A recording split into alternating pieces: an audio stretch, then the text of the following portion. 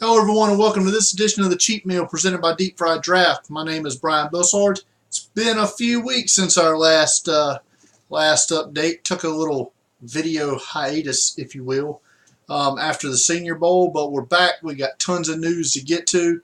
We're going to talk about the Combine. We're going to talk about potential trades. We're going to talk about a lot of different things. So let's jump right into the news. These are in order of no particular importance, just kind of how I wrote them down. Washington linebacker Psalm Wuching, a guy considered a late-round priority free agent type, has announced he is giving up football to pursue a chance to play for the U.S. national rugby team.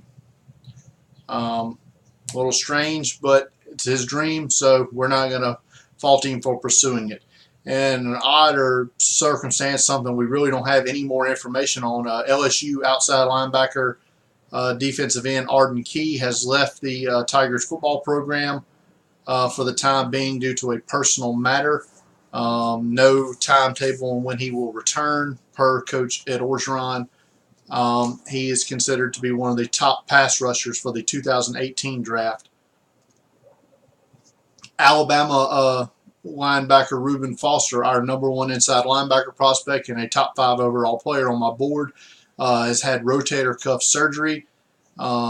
He's going to miss the combine, may miss pro day workouts, so we may not get any athletic timing in for Reuben Foster. This may knock him down my board and some other boards a little bit. This is not his first injury, so we'll see how that affects him. Some other guys who are going to miss the combine, Ohio State safety Malik Hooker has a hip injury.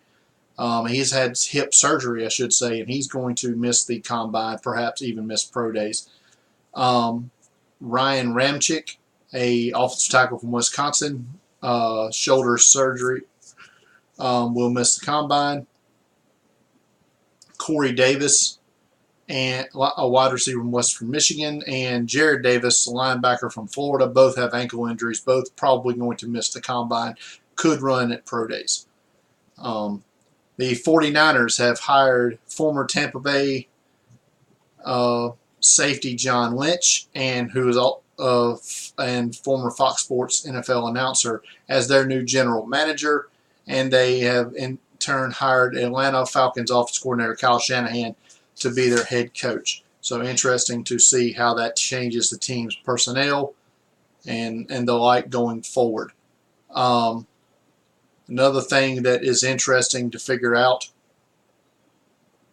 will be there's 2 quarterbacks that are on the trade market right now, and depending on who you talk to, varying levels of interest and varying levels of compensation could be going back the other way if they're traded, and that's New England quarterback Jimmy Garoppolo, who will be a free agent after next season, and Cincinnati quarterback A.J. McCarron, who will be a restricted free agent after next season. So he essentially has a cheaper year of control than McCarron does. For McCarron, I don't know that the compensation will be that high coming back. Perhaps, I think fair compensation could be a 3rd round pick in this year's draft and a 3rd round pick in next year's draft. Conditionally, that could become maybe a 2nd round pick or something. For Garoppolo, the Patriots seem to be shooting for the moon, thinking they're going to get a high 1st round pick. I think that's just insane for a guy who's never really played a reasonable amount of snaps. I missed this earlier when I was talking about the injuries to the draft prospects. Washington junior wide receiver John Ross, currently my #3 wide receiver. He's going to put off shoulder surgery until after the combine. But what this brought about was information I guess I just had not properly researched. This will now be one of a long line of injuries for John Ross, in which he's had, including this shoulder surgery. Now he'll have had a torn left ACL, a torn left meniscus, a torn right meniscus, and the worst of the lot is microfracture surgery to his leg.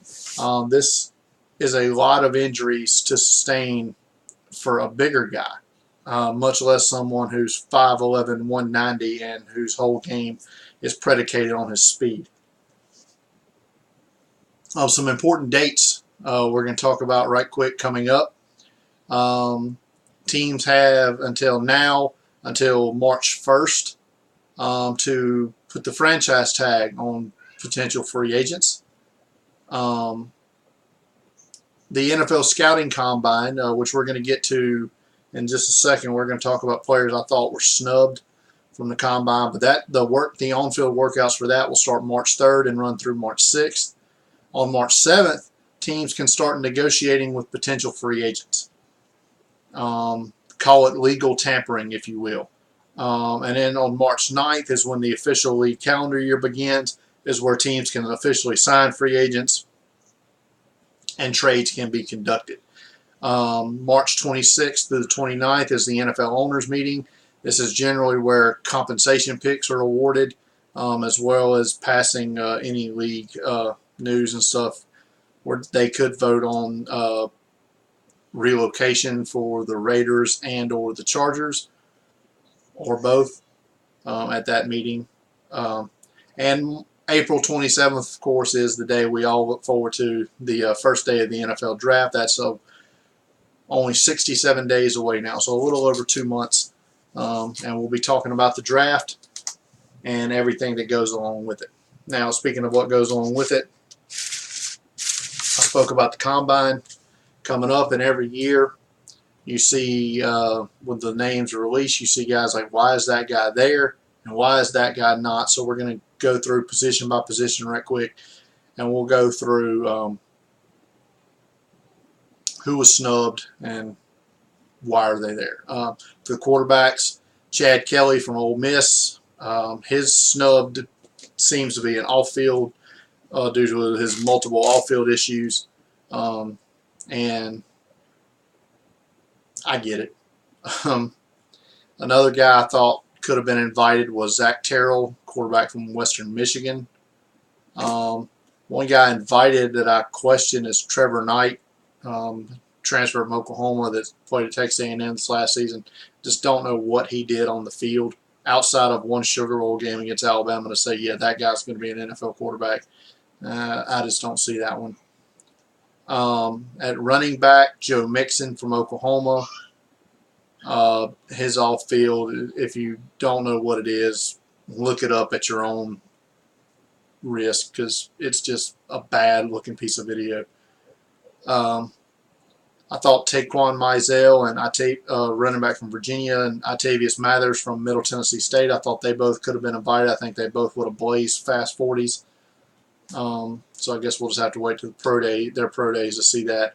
Guy who was invited that I didn't understand was Oklahoma State running back Chris Carson. Probably wasn't even maybe the third best running back on the Cowboys team. I don't get that one.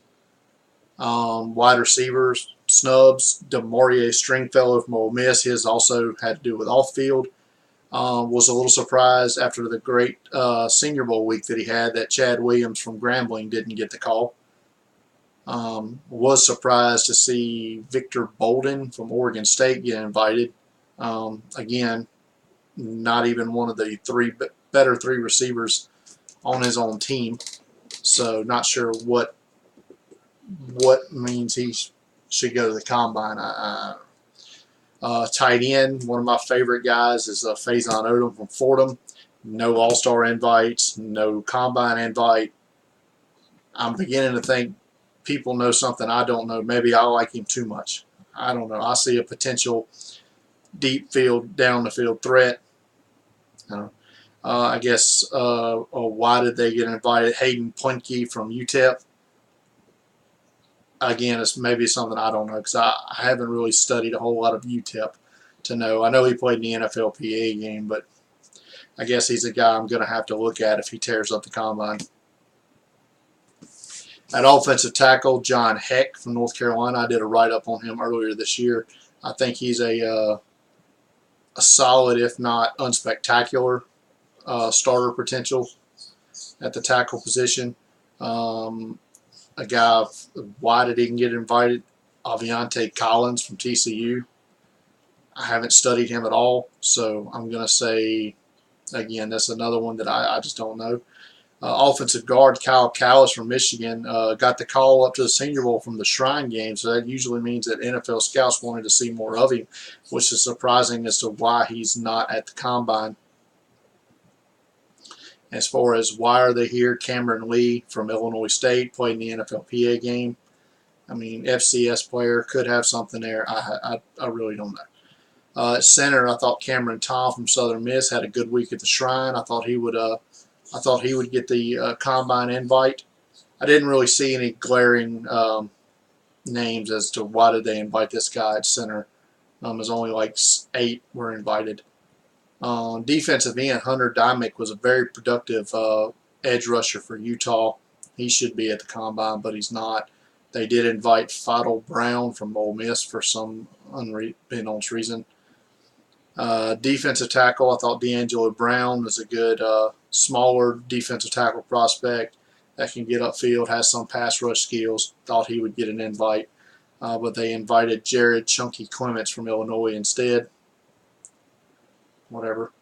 Outside linebacker, underclassman Elijah Lee Jr. from Kansas State. I mean, this guy's a ball player, and I don't know what the deal is there with him not getting the invite. That may be honestly one of the bigger snubs on this list. But in his stead will be Northwestern's Afiade Odenigbo. Inside linebacker, I like Richie Brown out of Mississippi State. Not spectacular, but a solid player. He'll play a big special teams role in the league. In his stead, we get Keith Kelsey of Louisville. Nothing there. Corner, I thought Jeremy Cutler from Middle Tennessee State deserved to go. Like his teammate last year, Kevin Byard, no Combine invite, but a chance to be drafted in the 3rd, 4th round area and make a solid impact in his first year in the league. Arthur Millette from Memphis played in the NFLPA game, got called up just to play in the Senior Bowl game, didn't practice all week, and he got burnt several times during the game. Just not a guy I think has NFL starter, NFL backup potential, to be honest. At safety, that was nitpicking here just to get a name on the list, but Ahmad Thomas from Oklahoma, I thought he could have made it to the Combine. They invited Chuck Clark from Virginia Tech. Just probably a guy who may not have any kind of impact at all. So that's going to be our snubs and whys there for the Combine. Again, the Combine workouts will start March the 3rd. If you want to read this list and read some notes I put on, I'll have that up on the website at some point. A lot of updates at the website. We've added a few new recipes up to the cookbook there. Posted one on Patrick Mahomes today. We had Kofi Amichia from South Florida. Also added Nico Siragusa from San Diego State. We've updated the top 100. Additional rankings. There's a fairly updated mock draft. So check all that out. Go to deepfrieddraft.com. You can get all that anytime you want. So that being said, just want you to follow me on Twitter at deepfrieddraft. Like us on Facebook, facebook.com/deepfrieddraft. Search us on YouTube, search Brian Bosarge, search Deep Fried Draft, search The Cheap Meal. Hit subscribe so you don't miss any of these videos. And as always, everything can be found archived at deepfrieddraft.com. Thanks for watching. Good night.